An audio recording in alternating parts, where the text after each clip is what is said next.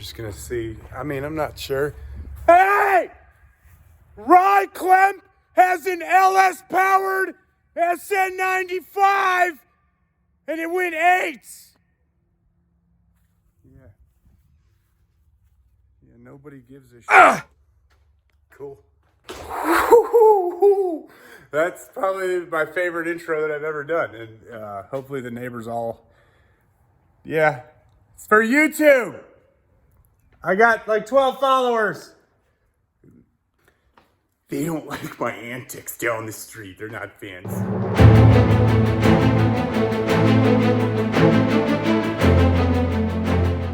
Today we're going to be talking about everybody's favorite thing in the entire world, Hondas.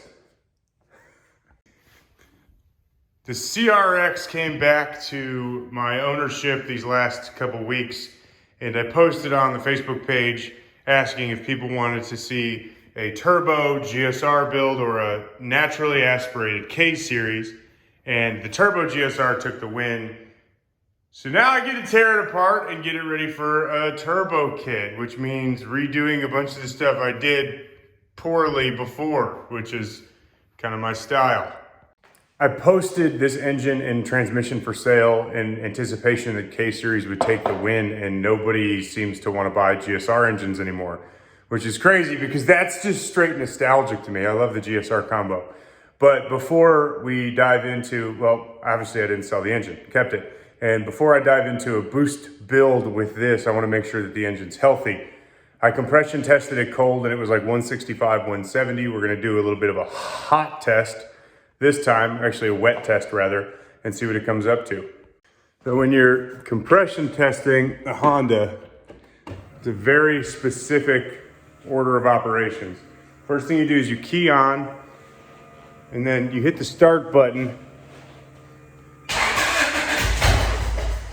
Yeah, compression sounds fine. So we're gonna go ahead and build it.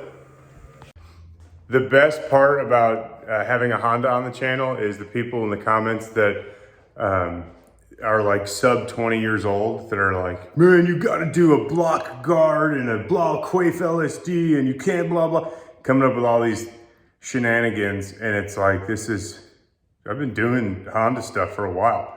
I haven't done it in like 10 years, but like block guards, outta here, dude, block guards. I'm gonna raw dog the block and I'm just gonna send it to the moon. No block guards, stock bottom end, oh, see what it makes, who cares? Everybody back in the day, in the 2004 to 2007, if you make more than 300 at the wheels with your stock GSR, you're asking for trouble. Well, I'm asking for trouble. Let's see what happens.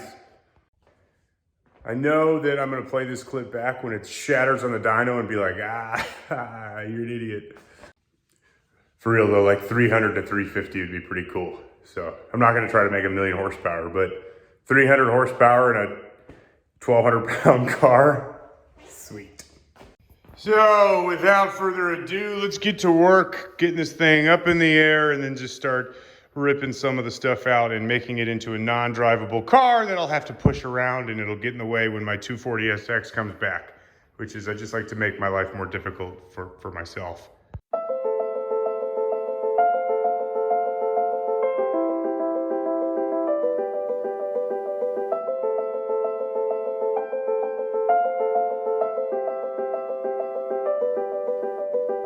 I know that the time lapse seemed really fast, but I didn't know how many. I need to go to the gym. There's a lot more running than I think anyone's gonna realize. There's a lot of running around the house. If you pause it, there was a cat in there somewhere too.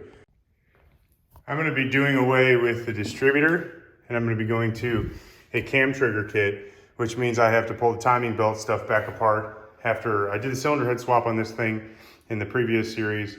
I should have done it then, but I was just saving my money. I didn't think I'd ever build it beyond that. So I gotta pull the timing stuff down, get the exhaust cam gear off, order the kit to get that done. I'm also gonna redo the battery. I mean, this is a good battery mount, don't get me wrong. It's super sturdy, but I'm probably gonna redo that. And then the other thing is, it's a universal fuel tech harness, which it's just a ton of extra loom because it's universal. You know, they make it one length and then you cut to fit. Oh, look, a free zip tie, that's cool. What the hell? But either way, redo the fuel tank harness as well. That's good. That's good. And then go from there. But I will need to basically unwire the car, rewire the car, and then also turbo kit build, half-size radiator, new axles, things like that. But this thing should be a heap of fun when it's all said and done. Also going to get rid of, these are like TRE, I think is the brand, injectors, which are just, I guess, eBay specials. So those are going to go away as well. But first things first is getting the timing situation undid. Disconnect your battery. Yeah, take the battery. That's nice and secure. I wonder if the power wires are, oh, power wires are actually kind of tight. Cool. We can pop all of the spark plug wires out next because we don't need those anymore since we are going to be going to coil on plug. So this is, I love that feeling. Adios. Go ahead and get all the fluids out of our radiator first and drain that sucker. When I bought the car, it had a pretty massive radiator leak. I thought it was actually just the hose clamps weren't tight. So no issue there, but brand new Honda radiator that's going to be going away because I will have to go to a half-size radiator, which will cover the here over so I can fit turbo manifold in place. The crank damper bolt on this thing, they're usually a big pain in the ass to get loose. This thing's been on and off a couple times since the car's been swapped. So it actually came loose pretty easy. I just put a 1/2-inch impact on it and it started to turn. So that's a nice little treat because they generally do not loosen up that easy. But that's nice. And we can loosen up the alternator and then we can pop the accessory belt off. We can get the balancer off and we can set the engine to top dead center. The old tensioner on the alternator is just a standard bolt. Weird sizes though, because there's usually no 13 millimeters on a Honda, and this one has a few. So I'm guessing it's just whatever they had laying around when they went to put it together. But it's not bad just loosening these bolts up. The only thing that sucks is if you have a broken axle and it slings axle grease everywhere, it can be a messy job. But once that's loosened up, you can slide the alternator forward. What did I just say about axle grease? And then you can pop your accessory belt off and just let it drop down to the bottom. They're kind of a pain to fish out with the space to the actual frame rail, but get it off, it's no problem. I did forget that I can't get the balancer out without lowering the engine. So, brick of wood, jack under the oil pan. I'll loosen these top motor mounts and then I can drop the engine enough to get the balancer out of the way.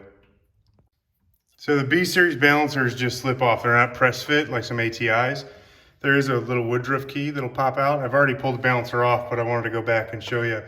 Just when you line that up and you back the balancer off, it can pop out and throw that key. And make sure you don't lose this key. You need it. You need it, don't lose it. So once you have the balancer off, you're gonna pop this little cover deal. It's just like a belt retainer protector. And you'll see the line on the crank pulley. You'll see the line on your timing cover. If you line those up, that'll give you top dead center. You see the little mark on the oil pump? I'm guessing that's what the oil pump is, right? That line will also line up with that. So you can double check yourself, but that should all line up. Getting ready to pull valve cover, and I'm gonna say this was not me. I didn't sell the car with a washer and a piece of rubber stuck underneath it for a gasket. But honestly, I don't even care because I have the car back and that's all that matters. Another kind of worrisome discovery is there's a washer down there. It should not be down there. And again, I did not sell it with, let me clear this up. I definitely did not sell it in that shape, so. All right, so, get this. It looks like an ARP washer. No, I'm worried that there's a head stud that doesn't have a washer underneath it. So maybe I'm just gonna yank the head down. Okay, so timing belt's off. I didn't even have to loosen the tensioner to get it off. So the manual tensioner, I think, is what they were using just to tension the belt, because this sucker, I mean, it literally slid right off. Using a little cam gear hold tool. The other thing that's really concerning is just how just how grimy all this stuff is. The cylinder head was new. So again, I'm gonna pull the cam rails and I'm gonna pull the camshafts and I'm gonna take a look at the head studs that they threw in and make sure that at least all the head studs have washers on them, because I still have no idea where that washer came from. You gotta figure that out. Camshafts are pulled, the cam caps look okay, the journals aren't beat up or anything, which is one of my concerns. Dirty oil, because the oil is super grimy and gritty.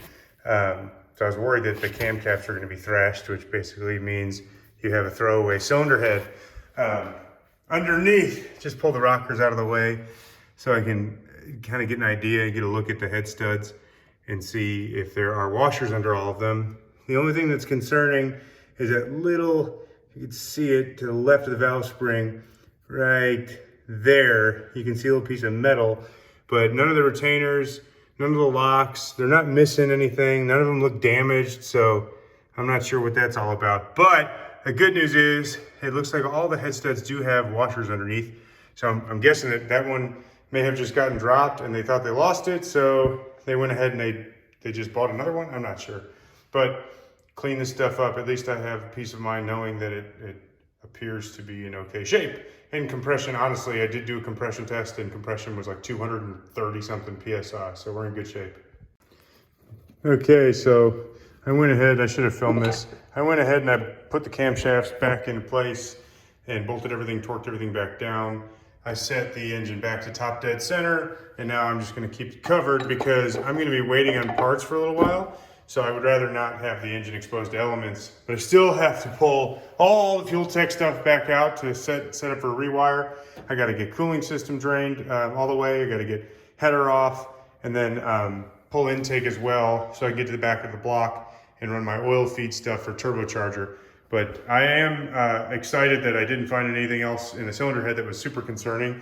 I do still want to pull back off. I still want to grab a bunch of cans of brake clean and just wash it down. I wiped it up, but there's just so much crud that I need to get flushed out of here. And once that's flushed, I'll feel better. Sort of like me after Taco Tuesday. Okay, so you have the radiator holds out. We're gonna get radiator out. Oh, look at that! We call that a freemium in the industry. Next, I'm gonna get the header off. This custom Mugen header is very expensive, like a $5 million piece. Now the fun part. This is all my doing right here. So the fuel tech harness, again, I said earlier, it just comes, the universal harness is just a very overly long harness, and then you just run them where you want and terminate them where you want. I was just trying to get this thing together, and you can tell this is terrible. So it's functional, it works great. However, it's unsightly to look at. So I'm gonna be tearing down all the wiring and redoing the wiring on this thing before it goes back together. It's also currently running waste fuel. I only have 2 fuel outputs that are controlling the injectors. So instead of that, I'm gonna go back to a trigger kit like we talked about and individual fuel injector wiring instead of batch firing. And that should help the tuning process a little bit, get this thing running a little nicer. And obviously header's off, so that's done. I got a bunch of wiring to yank out. We'll go from there. After some careful persuasion, we have the harness. I gotta pull this ground off still, but you can see it's just super long because it's universal. They terminate the ends and then you are responsible for fit and finish where you want them to land. So I have a ton of extra wire to work with, but I still want to pull the rest of it through the firewall, and I want to get the rest of the engine bay cleaned up too, because all of this is going to be cool. Whatever it makes, 300 horsepower, but I'm big on appearance and engine bay, so I think I'm going to paint the whole thing chrome. Just chrome it out. Everything's going to be chrome. With all that junk out of the way, I can start hammering down, tucking all the useless wires. There's a wire, I'm guessing this is something with HVAC control, just because it's proximity to the AC lines.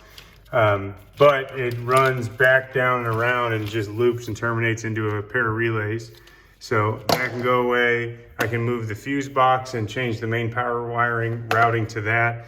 And I can tuck this main harness out of the way as well, just to keep everything tucked. Maybe put everything behind the dash. then that way we can clean up the engine bay. Go to a manual brake booster as well. It'll clean things up, and then hit it with some paint and have something looking a little bit better than how it looks right now. It's just kind of grimy. I started this project without any parts on the shelf, like ready to go back together. So this is gonna be kind of a short episode of what we're doing with it, but pull this thing back down, that's accomplished. We have to get some stuff on the way, and then we can start assembling turbo kit parts to get this thing rolling. The rewire is probably gonna take the most time out of anything, just because it's very finicky, technical, time consuming, and I'm not that good at it, admittedly. So that'll take the most time, and then the rest of the stuff hopefully will go together pretty quickly. But I appreciate you all watching. Make sure to hit the subscribe button if you want to stay up to date on projects like this and other stuff we got rolling. Thank you so much and have a blessed day.